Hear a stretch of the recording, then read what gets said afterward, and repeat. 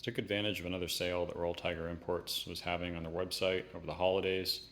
This was for a B grade Ethiopian contract K98 made by the Czechs. Went ahead and opted for an additional $100 off by selecting the crack stock option. So it brought this purchase down to just $3.99, which is a pretty good deal for K98 these days. They usually go for at least $600-700. It's a significant discount as far as the K98 goes. I believe they still have them on sale on their website for $4.99 for their B grades, and if you select crack stock, it's another $100 off. So definitely something to check out if you're trying to add a K98 to your collection. Now these weren't wartime K98s. They may have some wartime parts on them, as the Czechs used a bunch of leftover parts that were produced during the war. However, these were produced on a contract to Ethiopia.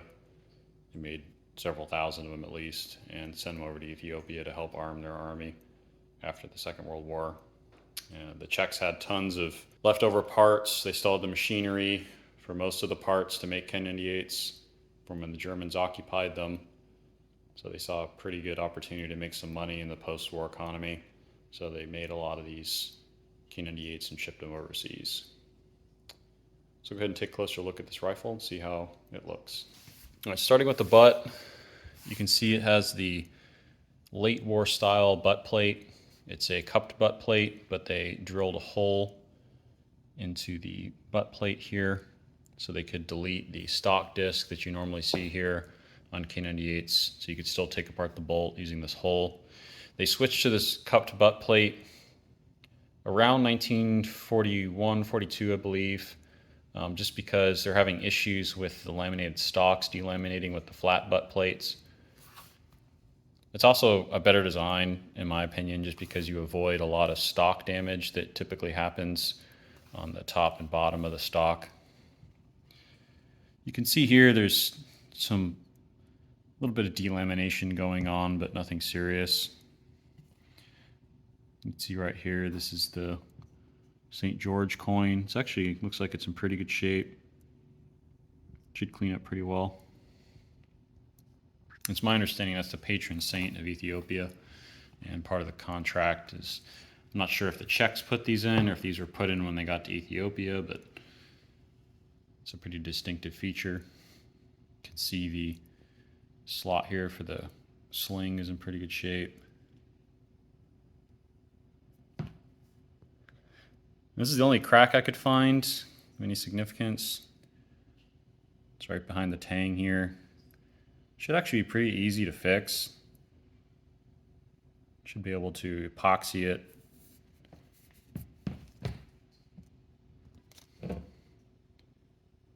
Doesn't look like the crack goes all the way through.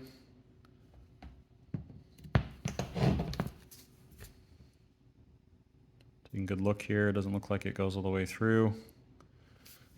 You see a little crack here. I'll know more when I clean it, but overall in pretty good shape. You can see there's a lot of marring and stuff on the stock from storage. There's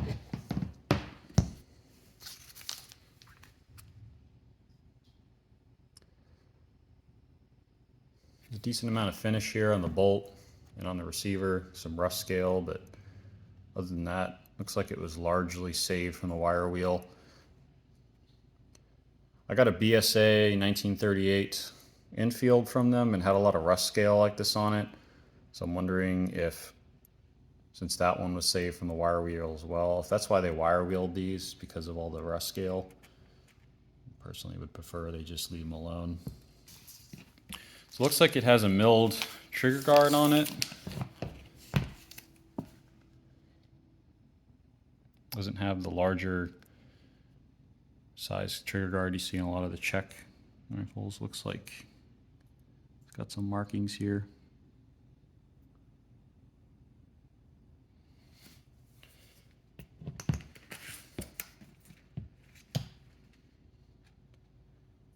can see the rear sight and everything's in good shape. Got some surface rust on it. Looks like this was a DOT production, 1945.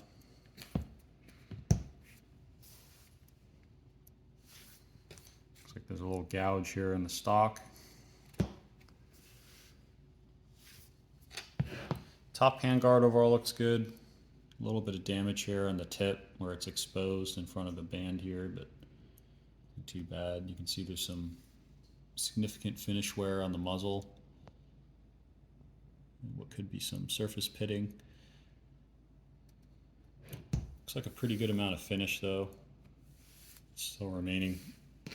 And the barrel bands look like they're pretty much in the white. I suspect this could have been exposed to the elements in whatever pile this was sitting in. I'll definitely take a closer look when I clean it up, see if I can see any wire wheel marks or anything here.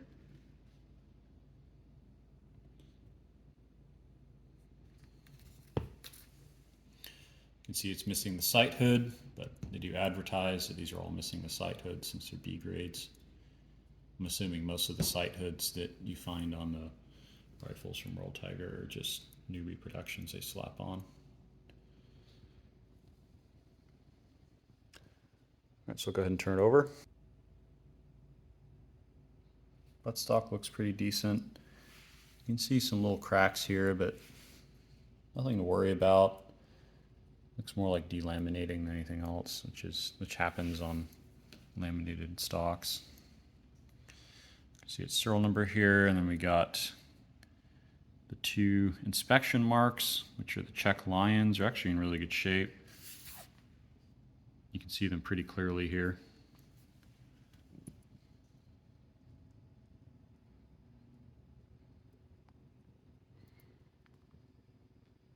Some markings there on the barrel bands. You can see that crossed out the old serial number here. Looks like some pretty decent pitting on this. It could have been resting up against another rifle or something, got some moisture in there. Especially if this was rest against the stock of another rifle. And you can see overall some good finish towards the muzzle. Definitely worn out here.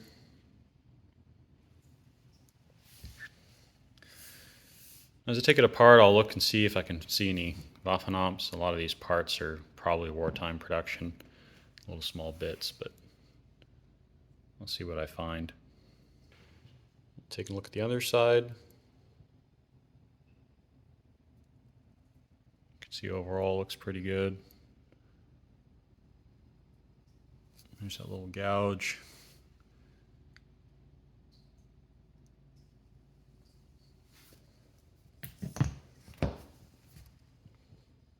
I'll go ahead and take a look at the bore.